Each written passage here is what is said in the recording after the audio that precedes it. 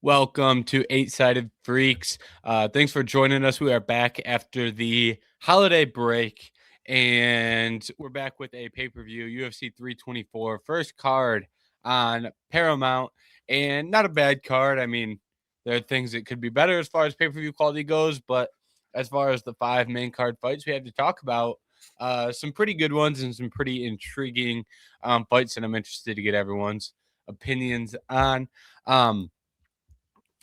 We'll start it off right at the top of the bill, per usual. Paddy Pimblett versus Justin Gaethje. We have a UFC lightweight interim title fight. Ilya Taporia is dealing with the consequences of a divorce. He is sidelined, so we have Paddy Pimblett and Justin Gaethje fighting for that interim belt. Anthony, we'll swing it over to you first, and I guess just to start, what are your thoughts on these two guys being the two in there fighting for that interim belt? I mean, I'll take it. First fight back, finally it's been a while. I think this is a fight that I would have been happy with just in general. I kind of like this matchup. I thought this matchup was definitely floated out there of what needs to happen, especially when they were saying Paddy straight title shot was getting floated around there. I much preferred this with Gaethje first. It's just now to headline a card might be a bit of a reach, and I know they had to slap the interim on it, so kind of everything about that is a little Frankenstein together. But at the heart of it, this matchup, if it was just without the belt or without the circumstances of them having to headline a card, I think I would be really excited about this fight too now. So now with the belt on the line, I guess it should add a little bit more stakes, but I'm pretty happy with the matchup. Yeah, I like the matchup, but it should not be for the interim title. Neither of these guys are deserving of a title shot, let alone let alone not for an interim title shot, let alone an actual title shot. Justin Gaethje, sure, he beat Rafael Fiziev last time. He still lost to Max Holloway, who's ahead of him. He just lost to Charles Oliveira not that long ago, who's ahead of him. Arman Sarukian sitting there on the sideline. No, he kind of played himself, but I don't think Gaethje's deserving of a shot over any of those three. I don't think Paddy Pimblett for a win over Michael Chandler and of Bobby King Green is deserving of a title shot. So as much as I do like the matchup a lot, I just don't think this should be the one for the interim title. I think this could be a co-main event as just a fun fight, maybe a title eliminator type fight, but should not be for a belt, in my opinion. Jerry, you forgot about the prestigious win of 50-year-old Tony Ferguson. Yeah. That's a good point. That's a good point. You're right.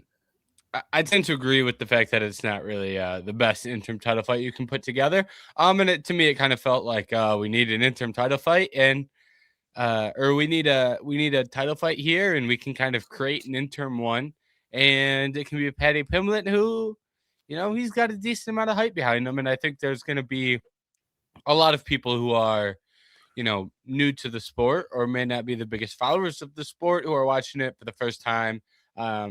Maybe the first full card experience, maybe on Paramount Plus. I think Paddy's not a bad guy to kick that off. I could think of some other guys who would be much better, but I think Paddy has enough of a casual audience to really bring in some new eyeballs. So I think that's a positive of this whole thing, even if I may not be the most excited that it's for an interim championship. And to me, this interim bout doesn't exactly feel great because it's like, we're kind of fighting for the right to get knocked out by Ilya Taporia. It takes away some of the shine in my eyes as far as an interim belt goes.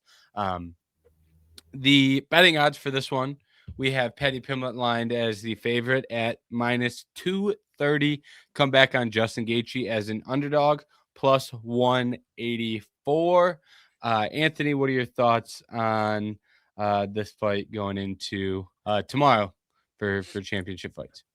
Yeah, originally, even before this was booked, like I said, when we'd give our fight predictions and stuff after cards, like we had this on the table. We didn't know if it would come to fruition, but I didn't think Paddy was going to be like favorited like that. I kind of thought maybe Gaethje, with the namesake of being a veteran and having, way more important fights compared to Paddy, as Jerry pointed out, kind of been on layup lane here.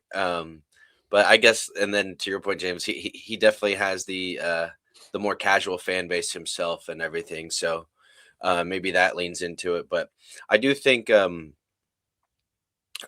we always talk about Gaethje saying this is and his coach is saying like if he loses here, he's done.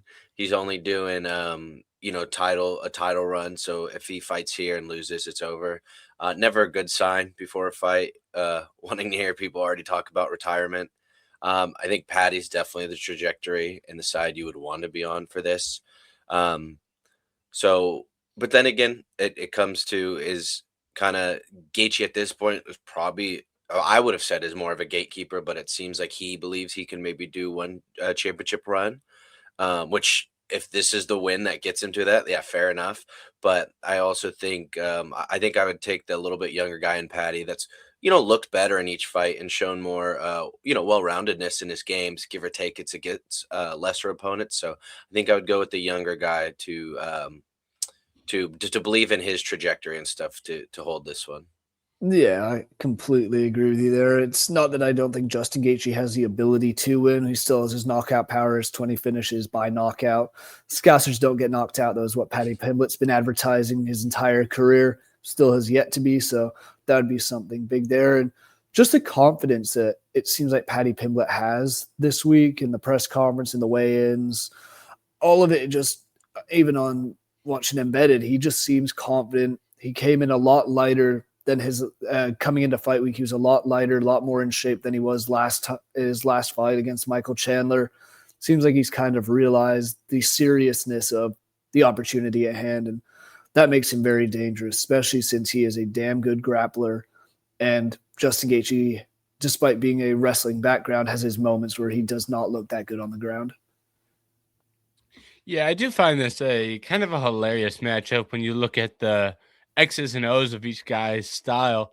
Looking at Gaethje, it's like great takedown defense, former wrestler, but the second we start doing jiu-jitsu, looks like he's never done it before. Hence the submission losses in every title fight he's ever been in. And he's fighting a guy who, he's got a pretty good top game. He's pretty big. He gets to the back pretty well. If he's on bottom, he can chase subs off his back. Like Paddy Pimblett, for as much as I think he's not the best fighter in the world and he's a touch on the underrated side, his grappling is definitely his best part of his game, and he's got some really tricky submissions. And like I said, the Gaethje submission defense is really some concerning stuff. On the other side of the equation, Paddy Pimblett just leaves his chin out there to be hit all night long, and he's fighting a guy in Justin Gaethje who's going to throw boxing combinations and try and take his head off. So it's like both guys are kind of lined up to really be exposed in one of their bigger weaknesses, but only one guy can lose, despite both guys having gaping holes that it seems like the other guy that can take advantage of. So I find that quite interesting as far as how the X's and O's of this one pans out, because I could really see Gaethje boxing him up, and I could also see Gaethje getting submitted in a minute and 30 seconds.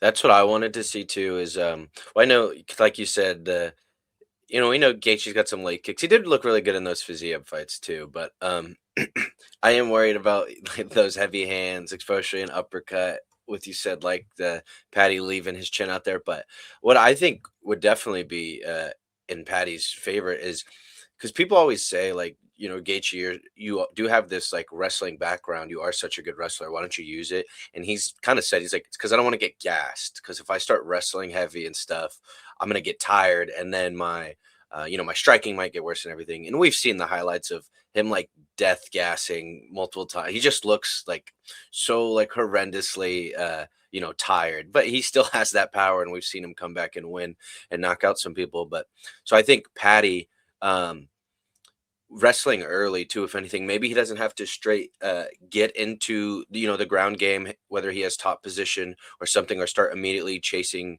submissions like we've all said, which is a really good strategy to use against Gaethje. But I think kind of just mixing it up early and at least getting Gaethje thinking. And if we could start getting, with the clinch, you got to start worrying about the uppercuts from Gaethje, but I don't know, just kind of wearing on him and getting him tired. And who knows if this fight does go a little bit longer, say it does reach championship rounds. I think that's one way that Paddy could have an advantage over Gaethje with a more of a heavy wrestling style. Yeah, I mean, it's exactly what you guys are saying is he does tire, but he still finds ways to land shots, this being Justin Gaethje. And that's one that if we haven't seen Paddy we haven't seen him in a 5-round fight. Justin Gaethje, we have seen go the distances before, at least close to, and it's one that I don't know if Paddy will be. I'm sure he will be fine cardio-wise, but it's one that if he gets going and tries a heavy grappling game early on, all it can take from Justin Gaethje is one punch, one kick, and it's lights out. So it's one that he has to be careful not to go balls to the wall like we've seen him in some of his other fights.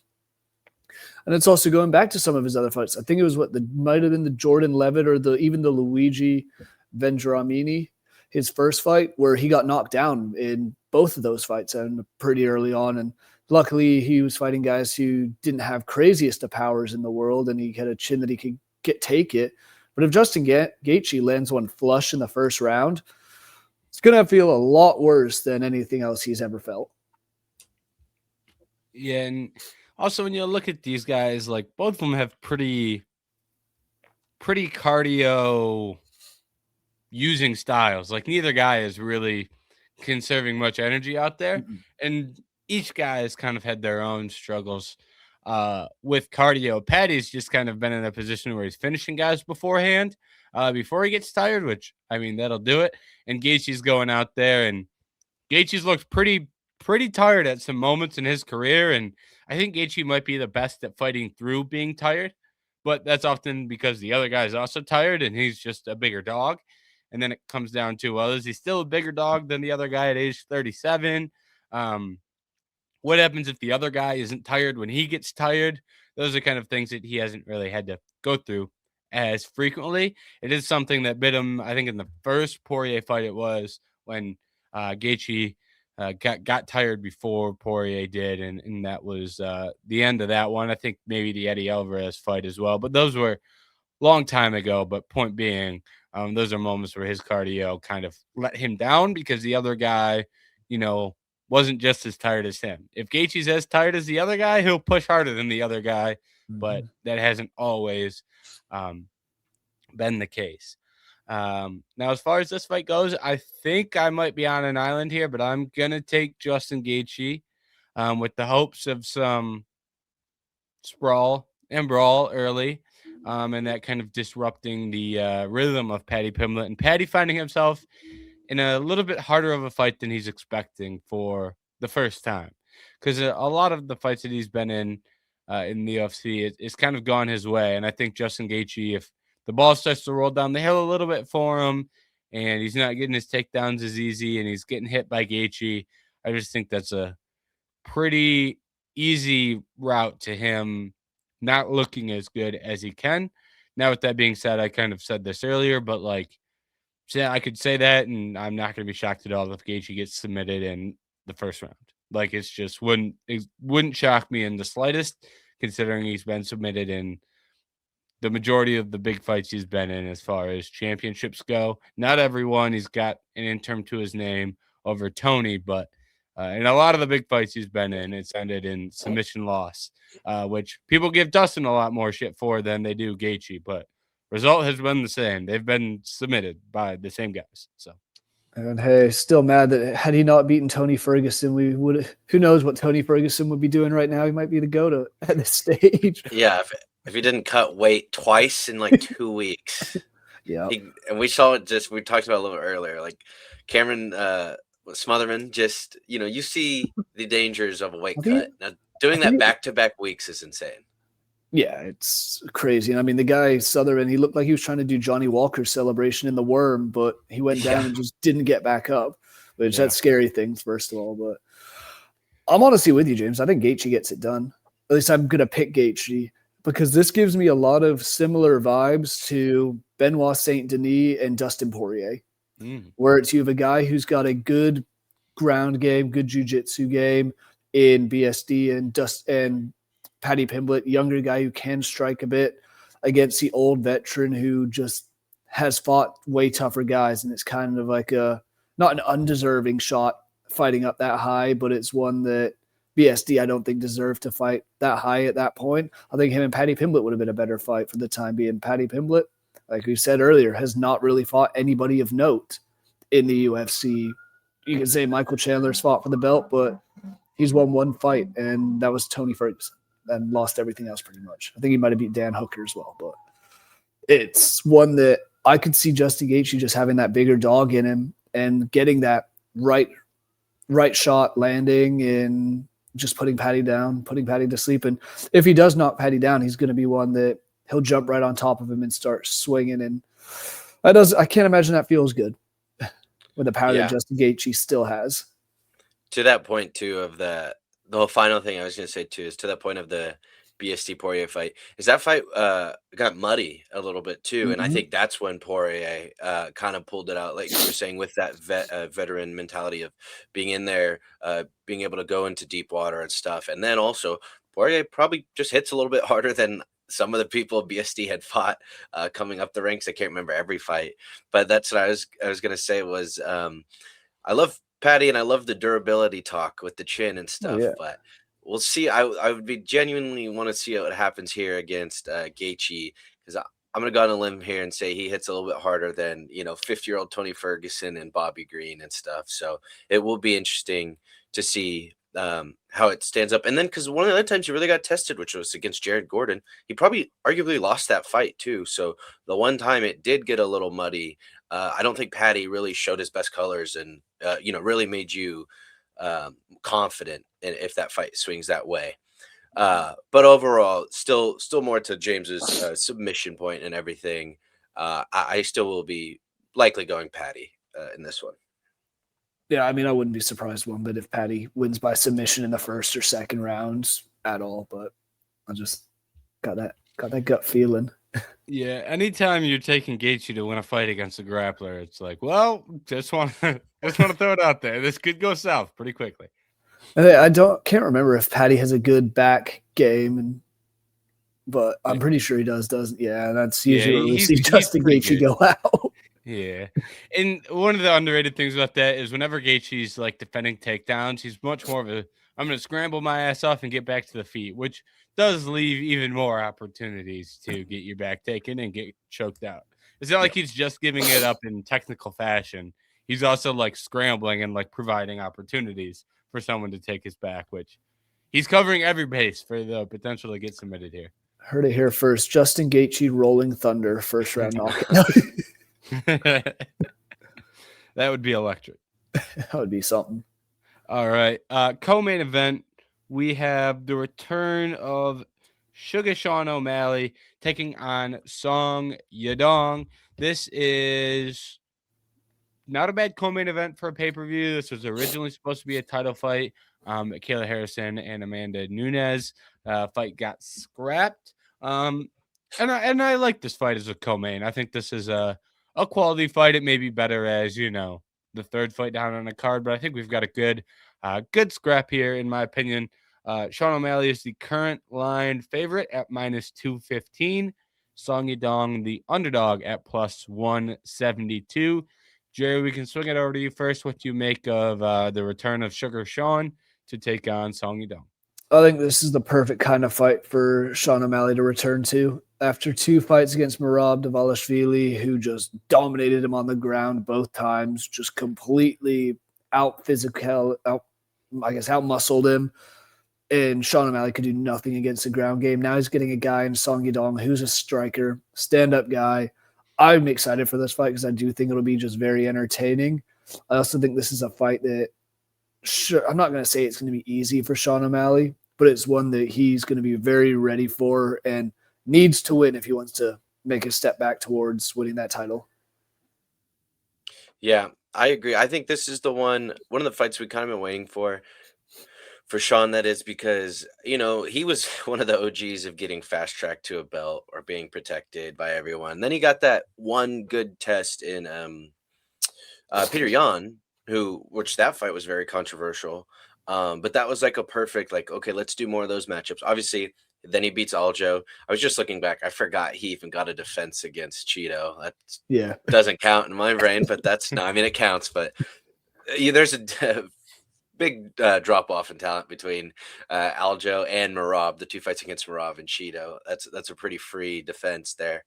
But yeah, to your point, that now after Marab, now we finally get to see him just fight like other top contenders. Maybe not Marab, because obviously that's a horrible stylistic matchup for him. Mm-hmm. Now we finally get to see him in a fun striking matchup. People had always been wanting the Sanhagen fight or something. So even the Song Yadong one, I think, is perfect. And then for Song, I think, I don't know, this is a pretty big step up for him. I don't know. It depends kind of where O'Malley's at in your brain, because right now his probably stocks is as low as it's ever been, coming off the back-to-back losses to Marab, with that second one being very handedly done in the second round. But there were times, after that yawn and that Aljo knockout, Sean O'Malley was seen as like, maybe the best fighter in the division. So I think, I agree with Jerry. I think this is a fun one. I think this is, and it's a great test for both guys. I think you're catching them at perfect opportunities where Song Yadong's been on the rise, and Sean O'Malley is kind of fallen a little bit. But it's more of a thing of, I don't think people are, or everyone would be necessarily ready to just write him off as of, okay, he had that one lucky run. I would assume there's still a lot of people out there that still believe Sean can, be one of the best in this division, and maybe with the right matchups, get that belt again. Yeah, I love this fight, and I think this is also another good example of trying to get that more casual fan base for the first Paramount card. I mean, your main and co-main event, Paddy, Pimblett, Sean O'Malley, I think it's a pretty good way to get people who may not be everyday watchers of the sport, get them in for a Paramount Plus card. I think it's a pretty good strategy from the UFC. And then as far as the fight itself goes, I mean, I think everybody's been waiting to see Sean O'Malley fight another striker. Over his last 4, the only main striker has been Cheeto Vera, and that ended up being it was a good performance by Sean, but it was a one-sided fight, and it was against a guy who doesn't really stack up talent-wise in comparison to some of these other guys in the top 10. That's why he always loses, when he takes a step up in competition. He's a striker that throws like 5 times around. So even then, you're not even really getting the back and forth that you would want to see. Yeah, that is very true. And then I think this is a great opportunity for Sean to get back in the win column. And I think it's just a good matchup. I think the only one that would have been better is Corey Sandhagen, but at this point, I think that timeline probably didn't add up well enough. And like I just said, they probably wanted to get Sean on the first Paramount card, so makes logical sense how we ended up here. I think Song's the next best matchup as far as a striker goes, and it's a big one for Song Yadong as well. He's taken steps up in competition before. Step up to fight Piotr Jan, step up to fight Corey Sandhagen. He was on the losing side of both of those, albeit he took rounds off those guys. The Corey fight was close, it was close before he got cut. The Piotr Jan fight was kind of rolling downhill for him, but he lost 1 round to 2 in a 3-round fight. Now, that was a 5-round fight. He might have ended up losing 4 rounds to 1. But, that is kind of better than what Marab just did. He lost 5 rounds to 0 in a lot of people's eyes. So how much can I really hold that against you? So I think this is just a good matchup, and one that I think it'll be really entertaining for a co-main event. Yeah, and I do want to just ask, because the last time we saw Song Yadong, and this is what concerns me a little bit with him, was that Henry Cejudo fight, and ultimately ended after an eye poke, and Cejudo was being a little baby and pretty much fucked off. But it's one that and I know it's been almost a whole year. It's been 11 months since that fight, so clearly a lot's changed by then. But that's a big difference, fighting a guy in Henry Cejudo's position who's 5'4", a wrestler, and then going against a guy in Sean O'Malley who's about 6'1", and lengthy, and just will have that reach advantage on Song Yadong. So it's one that I'm curious about, that, and how will he be able to get inside and avoid Sean O'Malley's leg kicks and his reach advantage. Well, and that reach advantage caused him a lot of problems in the Sandhagen fight. And Sandhagen and Sean fight similarly, not exact same striking styles, but both lengthy, have a lot of weapons, a lot of things in the toolbox, and both flow very well in there. So, yeah, I'm interested to see because I'm interested to see Sean get back into the flow state. Forget how he looks when he's maybe not constantly worried about a takedown or and that Cheeto is a striker, but it's like extremely like counter striking, not even counter. It's just he's just always waiting to throw the heaviest of bombs, and it's not really. I don't know how many reads Sean could really make off a Cheeto when someone never throws. It's like all feints. So this one I'm just genuinely interested. It's been some years since we've seen Sean have one of these fights, and then for Song Yadong, he got it. He was in those wars a little bit, to James' point, at least taking a round, maybe not definitely winning those, but he was also enduring a lot of damage against Corey and against Peter Yan. So I think he'll be in there the whole time. Like I definitely don't think he's quitting in there. I'd be interested to see. I'd be curious to see if Sean maybe outside of like the perfect kick or perfect punch, but I don't really see like a quick knockout in there or anything. So then I think as the fight goes on, maybe they get tired, but then I think Song eventually will be able to start finding his range and putting it on him. And that'd be too. I still feel like we haven't seen a whole lot when Sean gets touched up in fights really, because a lot of the times people will just abuse that wrestling advantage or maybe the ground game advantage too. So overall, I think this could really turn into a fun striking affair. Yeah, off the back of that, one thing I find very interesting. Well, there's a couple things here, but I'm gonna find it interesting as to how Sean approaches this fight because when Corey Sandhagen fought Song Yadong, it was a lot of, and this is a Corey Sandhagen style, but it's a lot of touching, jab, jab, jab, body. Here's an elbow. It's a lot of like constant offense, even if it's not the most powerful offense. At times, Sean can fall into the pretty back footwork, looking to take your head off with one shot. And I'm interested as to whether he's going to have more of what Sandhagen did and try and be at the edge of distance, popping him with long range shots, or if he's going to kind of revert back to his style where he's kind of trying to be a sniper and looking for that one shot. And there's pros and cons to both, but I think I would kind of like to see him be a little bit more active where he's pumping out that jab, looking to mix in the combinations with his hands a little bit more than usual, because I don't think looking for that perfect shot's a great way to beat Song, just because, as mentioned, like he's a really durable guy. And even if you're landing 2 or 3 really good counters and you're really sniping them, but it's like, well, what happens if those shots don't knock him out, don't knock him down? Now are you losing a round on the damage that Song's doing from volume versus what you're doing from a couple of big moments? It creates a much closer fight than if you were active, really popping out the jab, the leg kicks. So that's something I'm really interested in.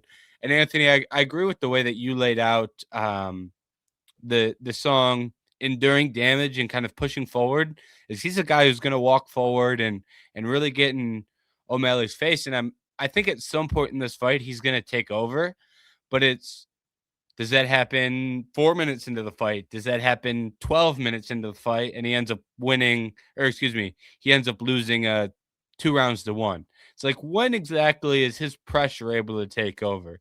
Because I think his pressure and output is eventually going to get to Sean, but it's a big question for me. What point in this fight does that happen? Because really, if you're Song, you'd like that to happen before the 7.5 minute mark to try and get yourself a decision win. And maybe he wrestles a little bit early to try and speed up that process, but I do find that another really interesting thing as to what time mark does he start to take over? Because I think that may be the question that determines the winner. And also the fact this is a 3-round fight, 3-round fight only, because we haven't seen Sean O'Malley strategize for a 3-round fight since he fought Petr Yan. So I'm curious to see what kind of style and what pace O'Malley's going to come out with, putting pressure forward instead of, especially after the last 2 fights where he's been the one who's been pressured and not the one applying the pressure. So. And Song's had a lot of 5-rounders as well. I'd have to double check exactly off the top of my head, but so Hudo was a 5-rounder. Sandhagen was a 5-rounder. Chris Gutierrez was a 5-rounder. Yeah, four of his last 5 were supposed to be 5-rounders. Yeah, so he's another guy. 2 guys who have more often than not been 5-rounders as of late. And squeezing it down to 3. And ironically, Piotr Jan was each of their last fight that was only booked for 3 rounds. And now we see where he is. Yeah, so I was just gonna say for the last thing on Song Yadong too. We were talking about it, but that's not to say. I mean, we would prefer this to be a striking matchup, but Song Yadong does have the wrestling advantage in this too. So I mean, you could still see, obviously, execute the game plan of maybe that's where he finds some success. But I do think at least throwing it out there, maybe give Sean some flashbacks of his last couple fights, and then I am excited about Song's pressure because when it comes to pure boxing, I kind of even like Yadong more a little bit than Sean specifically when it comes to straight boxing. So overall, it will be interesting just to see, like you were saying, James, when it does kind of win out, if there is a tide shift, or if Sean's able to get going from the start and maybe make it more of a at range battle. But I think there's hopefully this is a good back and forth. I would like to see some durability questions like pushed a little bit too. I want to see Sean getting a little slugfest, and we've seen, I guess, Yadong already being one too. But so I wouldn't mind if the pressure was put on Sean in that way as well.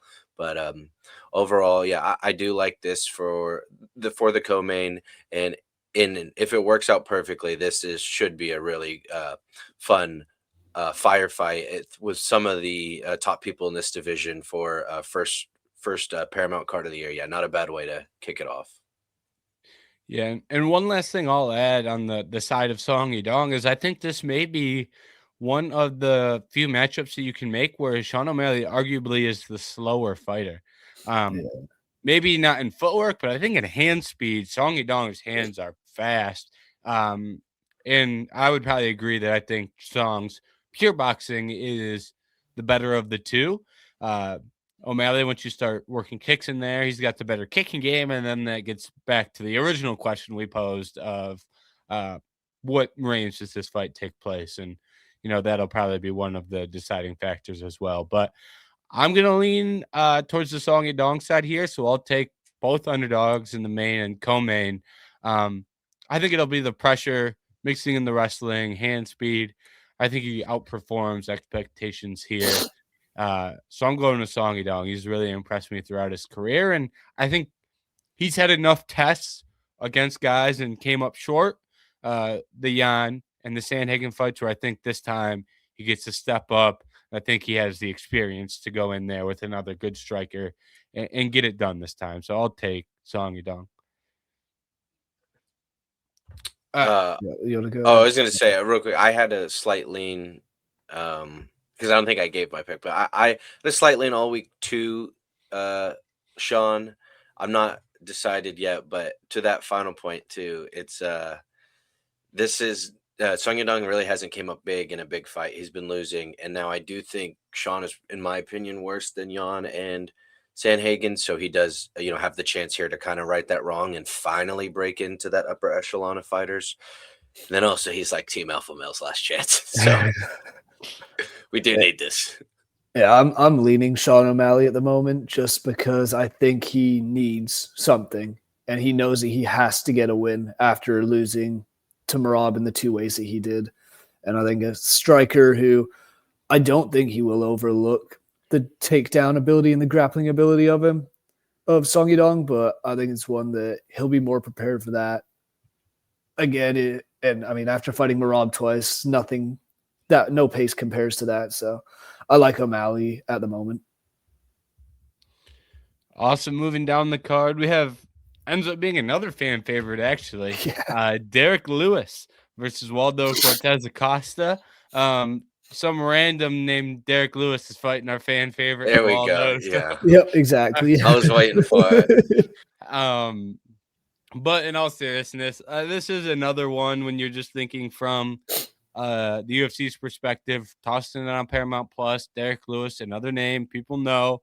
And Waldo Cortes-Acosta, a heavyweight who has had a lot of success, 9-2 in the UFC, some pretty big wins, and has really etched out a name for himself. And he's been very active in the fourth quarter of last year, now kicking off 2025 quick, fighting down in the ranks. He's top 5. Derrick Lewis, I think, is 8th. So this is a big one here for both guys. I mean, Derrick Lewis is always 2 steps closer than a title shot than he should be. So if he can win here and get a top 5 win, who knows where Derrick Lewis will be at in his career. Betting odds currently have it listed as Waldo Cortes-Acosta, a hefty -320 favorite. Derrick Lewis, a +245 underdog.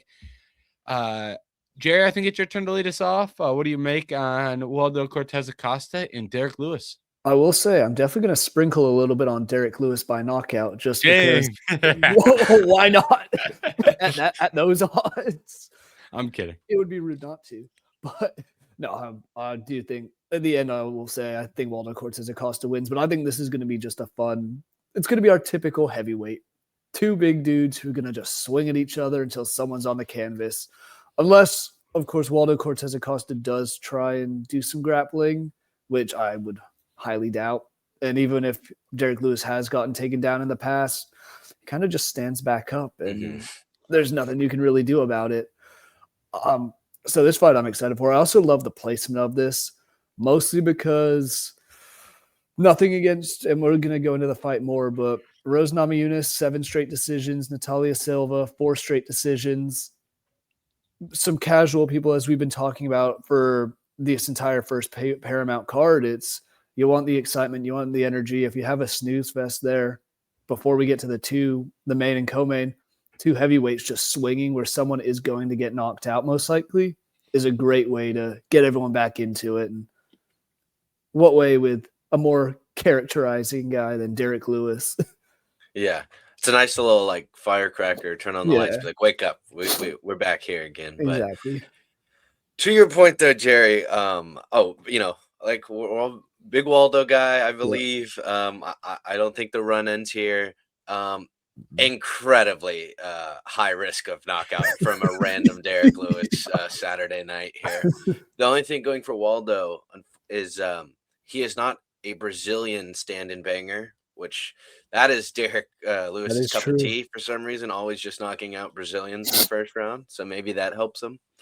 But I am definitely, worried of the Derrick Lewis always live for a knockout, especially in round 1.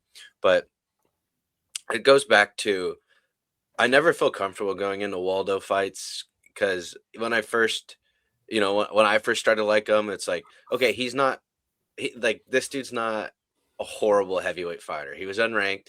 I was like, I don't think he's like amazing moments, but I was like, he has some skills. He has some talent. I think he does stuff that other heavyweights don't, whether that be just some actual like better movement, some actual decent cardio. He can still, he still has some power, but he's actually can volume it up a little bit. He's not a straight one punch knockout guy, but it's as he climbs the ranks, I'm like, God, is this the time though? Is he really that is he really at this level? And then that's just more and more I realize heavyweights are awful. So yes, he is this level. He does deserve to be here.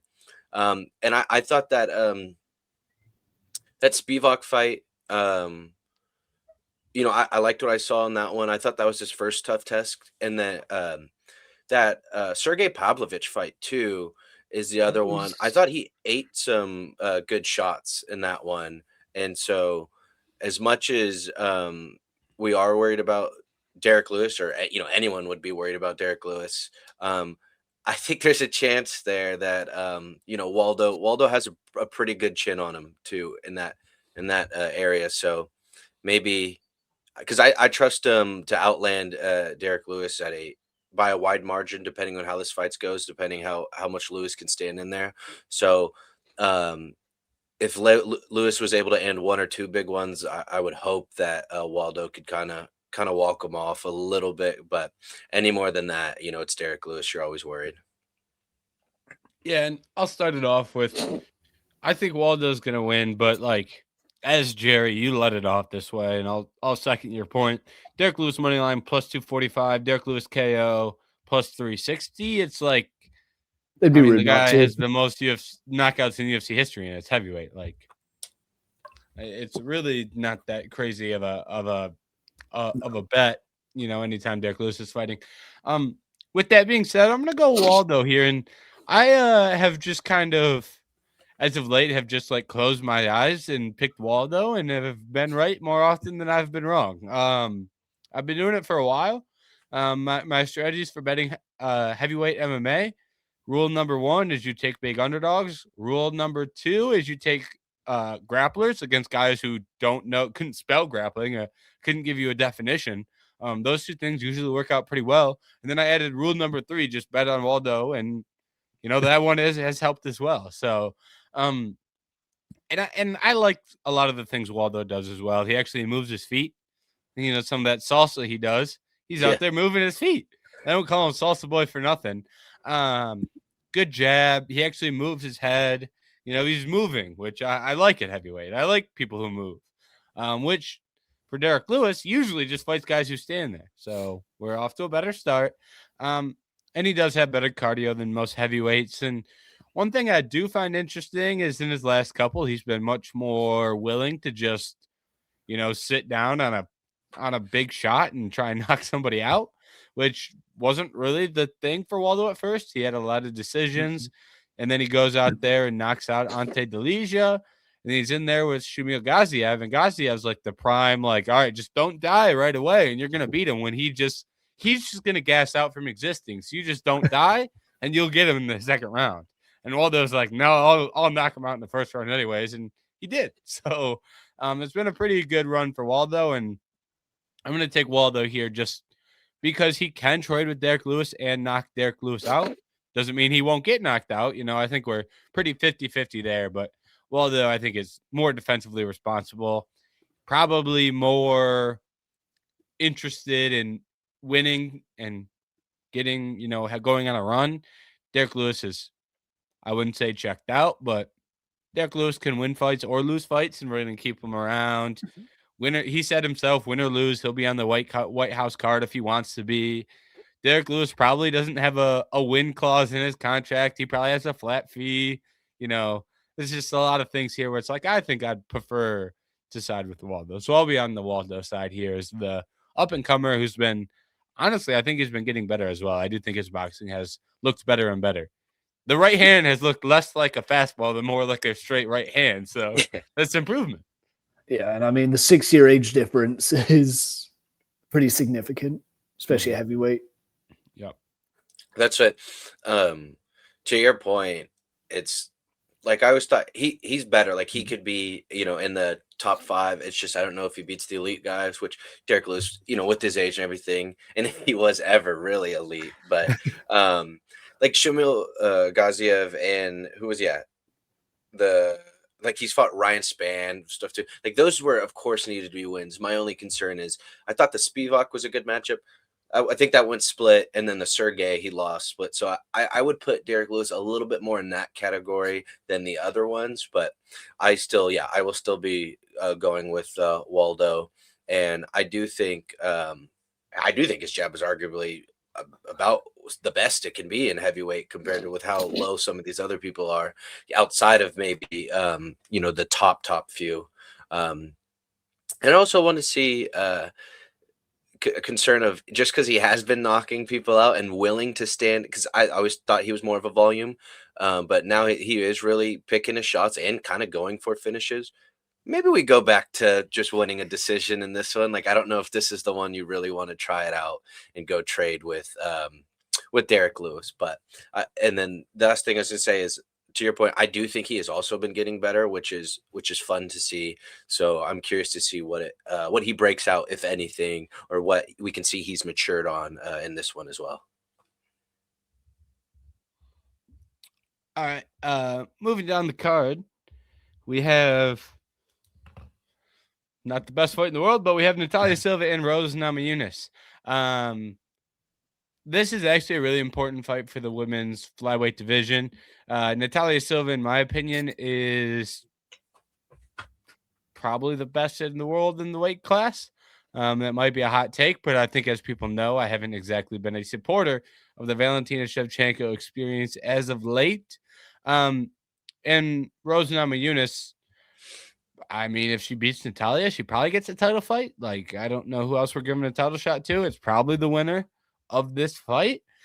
So this is a pretty important one.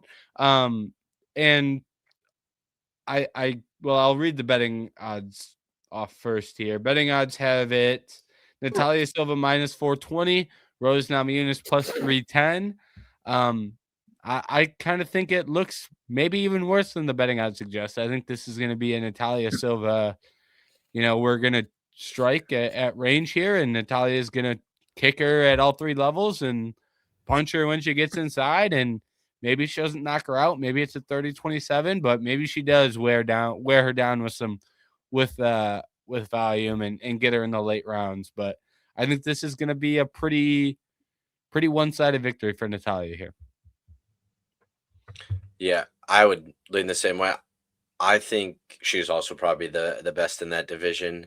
And I do think she kind of, when she's even though maybe she's not getting straight finishes, but a lot of her wins, they're dominant. And then it's just people are just overwhelmed in there. And I would also agree. I think she's she's so quick. She's so fast with her kicks too. So not that Rose didn't have some speed too. I also think she's just older and definitely passed over the hill too. But not to say Rose in her heyday didn't have some speed too. But I guess you always got to be worried about the wet blanket wrestling for 3 rounds, which we've seen in some of these women MMA fights, which we've seen in Rose fights before too.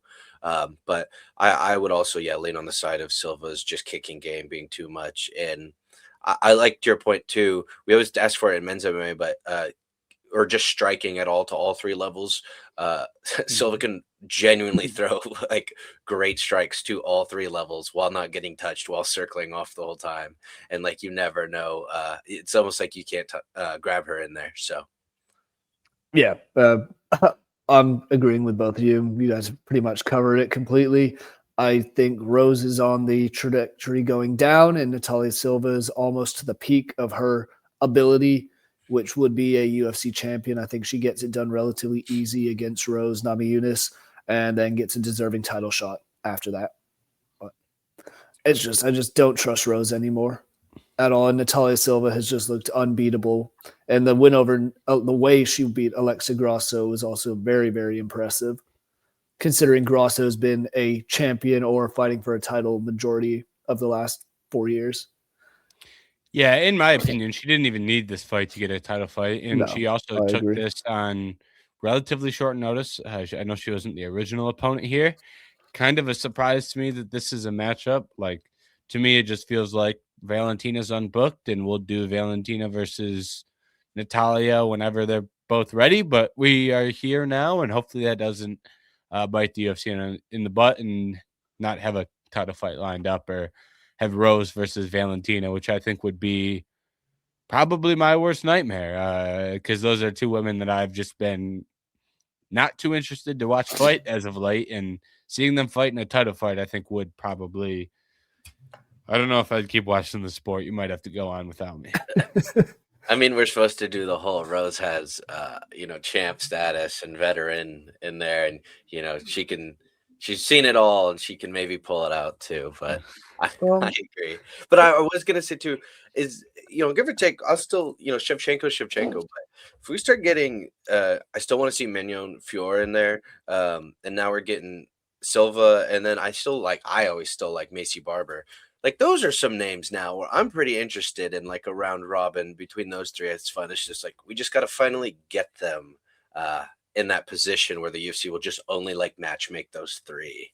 And get rid of some of the other dead weight and or the older generation. Are you saying you don't want to watch Valentina Shevchenko land 5 takedowns and walk away with 24 minutes of control time and do nothing, absolutely nothing from top position all night long? Wait, didn't we see that with with Rose's last title fight against Carlos Esparza? Wait, I'm pretty sure Islam just got GOAT status off doing Yeah, that in his last fight. Yeah. Interesting enough, multiple people do that and get away with it. But Wait, Chimaev, I thought it's the baddest dude on the yeah. planet. And he just did that. Smash everybody or just Yeah. lay on everybody. Exactly. wow, interesting. That's how let's move on. That's how Waldo's going to become champion. He's going to lay on Derrick Lewis and then lay on Cyril Gahn and then lay on Tom Aspinall. If Waldo Cortes-Acosta turns into a lay and pray, I will renounce my support of him and lose all faith in the heavyweight division if I haven't already. I think we have to save up, and if Waldo makes a title fight, the three of us go to the fight wherever it is. Oh, that's true. All right, moving on to a fight that I'm pretty confident won't be lay and pray. I'm quite confident this will be an absolute banger. Arnold Allen versus John Silva. What a way to start off the main card of this one. I think there's, Arnold Allen is a guy that I've always, anytime someone needs a fight at featherweight, Rodriguez, whoever it is, I go, give him to Arnold Allen. It'll be a fun one. And they did that, but with Gene Silva, and it's going to be a fun one. Betting odds have Gene Silva as a hefty favorite. Minus 280. Come back on Arnold Allen plus 220. Jared, I think it's your turn to lead us off here. What do you make of Arnold Allen versus John Silva? Oh, I love this fight from every aspect. I mean, John Silva was one of the funnest fighters last year. Even when he lost to Diego Lopez, it was one hell of a knockout. Arnold Allen I've liked for a while. He's just puts on fun, entertaining fights. Sure, he lost two, but he lost to Max Holloway and Movsar Evloev, who we've talked about on this show, should probably have a title shot by now. Understandable losses. So with that being said, I don't know which way this fight goes, because you look at the quality of people that they've both fought. John Silva's fought the guy who's fighting for the belt for a second time in a row. That's a whole conversation we'll have next week, because I have my thoughts on that. Meanwhile, Arnold Allen's fought arguably one of the best flyweight or featherweights of all time in Max Holloway, fought Movsar, fought Calvin Kattar, who always puts on fun fights, and it's one that's just going to be balls to the wall crazy. I am interested to see if Arnold Allen uses any ground game, though, in this one. Yeah. Oh, I was going to say, to your point, Jerry, I think this is an amazing fight. It's insane that this was going to be the main event of the prelims. Is that what I saw, or was it always going to be on the main card? There's absolutely no way. Natalia and Rose probably would have been. They would have bumped it. Okay, because the way it's listed, it like moved over recently. Because I was going to be, that's just malpractice, but it doesn't shock me because it's the UFC. So, but I think this is a fun one. To both your points, I think Arnold Allen is probably more slept on to casual fans, but he's someone that really doesn't put on bad fights and has had more fights. And then Silva's, more of the fan favorite with the fighting nerds and everything and the barking. And I know, well, I don't know if I could say that, but I know what Arnold Allen has like phrased what the fight is between them. Oh, yes. So I don't know if they have it. So, but we need a belt. We need a belt like that on the line. Yeah, instead of BMF. But I think too, I'm curious to see. I thought Arnold Allen showed good wrestling too, because I think Silva has more avenues to win, whether that be a little bit with the wrestling or submission wise. But I thought Arnold Allen gave a really good account of himself in that Movsar fight. I think it went like 5 for 17 on takedowns, and then obviously he got outstriked by Max Holloway. But if I were to hold that against someone losing to Max Holloway, you almost couldn't respect any fighter in that weight division, since no one's beaten him in a striking matchup. So I think this is another really good test for Silva too, because it wasn't too far long ago. I mean, he was beaten up on unranked people. And then even the Bryce Mitchell's kind of a one trick, super wrestling, wet blanket can get subs, of course. But Diego Lopez was his first test. Now that was a huge first test as Lopez is getting the title shot. So I think Arnold Allen is another, couple steps back, maybe not quite a championship caliber as of right now, but another phenomenal. Like this is what ranked UFC like top 10, top. I'd even say top 5. I think Arnold Allen could be, fighter. So we'll see how this one plays out. Yeah, I think John Silva probably went backwards in his route here. He probably should have fought Arnold Allen before jumping all the way to Diego Lopez. And maybe he doesn't even deserve another step up in competition after losing the first one. But you're kind of splitting hairs there when this is as good of a fight as you can put together in this weight class. And I think it's a really interesting fight, and I think the betting odds, or I think the betting lines are really wide here. I think that Arnold Allen gets slept on a lot in this weight class. First of all, he is huge for this division. If anyone can deal with the physicality of John Silva, it is Arnold Allen. He's in if we're trading power shots in the pocket, you don't want to get hit by John Silva, but you don't want to get hit by Arnold Allen either. Arnold Allen's a tricky southpaw, goes upstairs, goes to the body with the left hand. He's a really and he pressures a lot. I like Arnold Allen. I just don't think Arnold Allen does all the extra stuff. He wasn't, screaming at the press conference. He doesn't scream, into the microphone when he wins. He's not out there barking. He's not out there throwing spinning hook kicks. He's just a really good boxer, mixes in some kicks, good cardio, good pace, does a lot of good stuff. And I think sometimes when you just do a lot of good stuff and aren't doing anything crazy, I think he can get slept on. So I think he's getting slept on here, and I think it's going to be a close fight. But I am going to take John Silva simply, and I wanted to take Arnold Allen so bad. I was planning on taking Arnold Allen. And then I started watching some tape, and the one thing that really concerns me with Allen is he gets hit a little bit too much with quick stuff coming down the center. He was really doing good work against Giga, but Giga was the only stuff Giga could land was your quick stuff down the middle. And I just think that over the course of a 3-round fight, John Silva is going to throw enough quick stuff down the middle to hurt him or do enough damage to win enough rounds, if that makes sense. I don't think it's going to be a wash, but I think Arnold Allen will be winning around for 2 minutes, and he'll get popped by something quick down the middle, and you're like, oh, that looks like it did a lot of damage. So I think Arnold Allen may be the minute winner here, but I think John Silva is going to use some of that quick stuff down the middle, those good 2-piece combinations, stuff like that, to kind of edge the damage in a really close fight. With that being said, I'll probably bet Arnold Allen because I think this should be lined, minus 120 John Silva, minus 130 John Silva, and we far exceeded that number. So I'll probably have a bet on Arnold Allen out of principle, but I'll take John Silva to win, if that makes sense. And I think, just talking the betting lines, I think it's insane how far apart they are, but it goes to the fact that John Silva and the lines, as we all know, it's moved based on what people are betting, and people are betting on the guy who they know and who has the personality and who has the knockouts recently. I'm taking and betting on Arnold Allen to win this fight. I do think he gets it done. Also didn't pick Paddy Pimblett, so I got to pick at least one English fighter on this. So taking Arnold Allen, but all the bias aside, I do think that Arnold Allen will get it done. Fighting Nerds had their year last year. I think it's going to be a different year this year.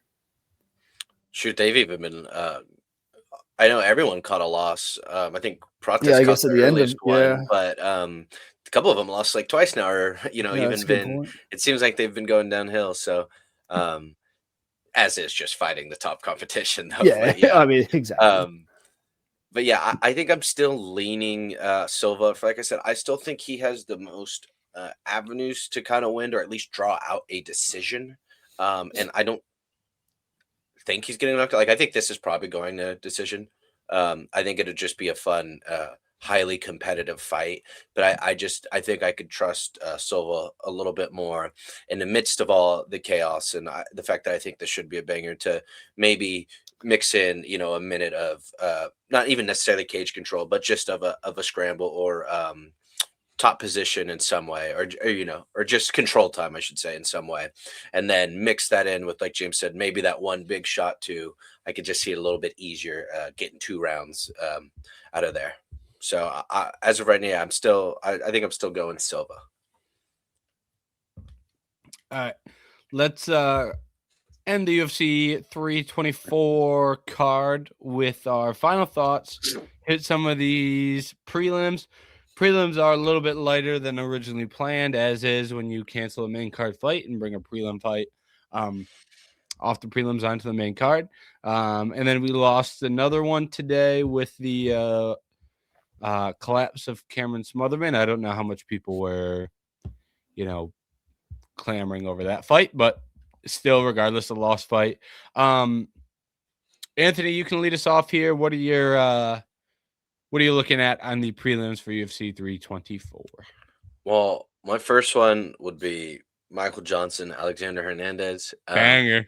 Yes. Well, one, and Alexander Hernandez is actually on like a four fight win streak, I think. A couple some knockouts in there too. So he's looking really good. That's someone that might get ranked with another win. Just by off the the 5-fight win streak alone. The A side for me though is Michael Johnson. I think he's one of the most entertaining fighters that I've been watching for a long time. He is 39.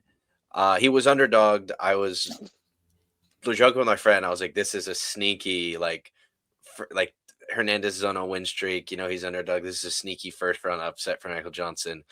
Except I forgot Michael Johnson himself is on a 2-fight win streak, so he has to lose because he has to be like as close to 50-50 as he can be.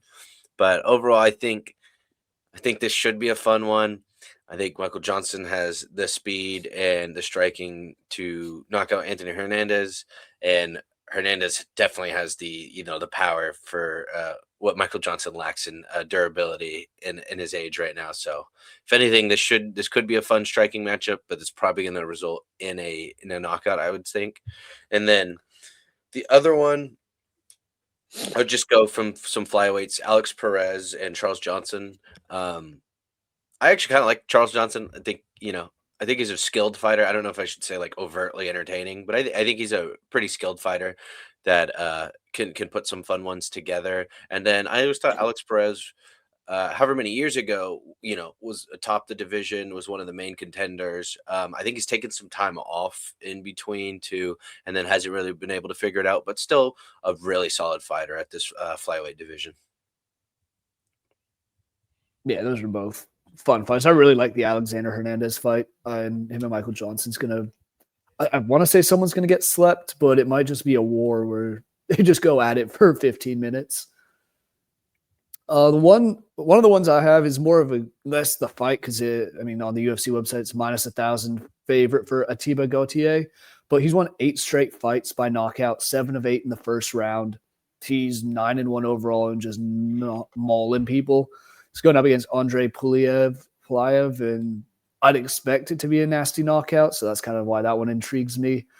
And then Nikita Krylov and Modestas Bukauskas. I just have a feeling like for some reason I like watching Krylov fight. He don't even know if it's the most exciting, but it always seems like something eventful happens one way or another. Yeah, I was going to say you've been liking knockouts then. Yes, exactly. He either gets slept or someone else does. So I think this is why this card's actually going to be fun because I do think we're going to see some disgusting finishes and welcome to Paramount. Yeah, I like all the fights that you guys listed off, and I maybe they're not like sometimes we get prelims where it's like, oh, this is a highly ranked guy in the prelims, which I guess we actually do have one of those that I'll talk about. But a lot of fights that are intriguing matchups are in the Gaethje case, a prospect that like I want to keep an eye on. Those are the types of matchups that we're getting here where it's like just good stuff on paper where like I know when that's on the TV screen, it's like I want to see what happens here. Those types of fights. Highest ranked guy in the prelims, Umar Nurmagomedov and Davison Figueiredo. Listen, I know Figgy is old as dirt, but he's Umar Nurmagomedov is a minus 1,500 favorite and Figgy's plus 790. Umar Nurmagomedov probably wins He should win. But like Figgy is, I still wouldn't want to get hit in the face by that guy. And Umar doesn't really like getting hit in the face. And, I don't know if, Figgy's the easiest guy to go out there and grapple. Just, he's not completely washed for plus 790. And, I ultimately, I do think they're trying to get Umar a big win here and get him back in title conversations. But man, plus 790 on a former champion who has functioning limbs and like a functional head, and he goes out there to fight with a game plan and some ferocity is kind of wild. Coming off a win, even he won his last fight and he's plus 790. So I will say the weight cut looked a little iffy, and that's the only concern I have with Figgy. But even then, he's had bad weight cuts before and still come out and look like a dog. So yeah. Yep. And then let's see. Ty Miller versus Adam Fugit is the main card opener. Ty Miller was fine enough on Dana White Contender Series. Wasn't like the best guy on the show, but I mean, he was decently fine, deserved to get a contract, and giving him a shot on a big card. So I think they might like him a little bit more than I do. Adam Fugit is a guy who, hey, if you're a prospect, like we're giving you one here. So let's see if he takes care of that in the way a prospect should take care of Adam Fugit. So we'll see how that goes. After that, the only other fight we haven't talked about, Josh Hokett versus Denzel Freeman. Yeah, I mean, not exactly riveting stuff here. I'm sure some people like Josh Hokett for all the wrong reasons, but me personally, I'm not a fan of Colby Covington knockoffs. Okay, that's why that sounds familiar. Yeah, that's the Colby Covington knockoff, but he's fighting at heavyweight, and heavyweights suck. So, like, he can wrestle and has cardio, and he's a heavyweight. So it's like, all of a sudden, he might put a title run together. Yeah, all of a sudden, it's a little bit.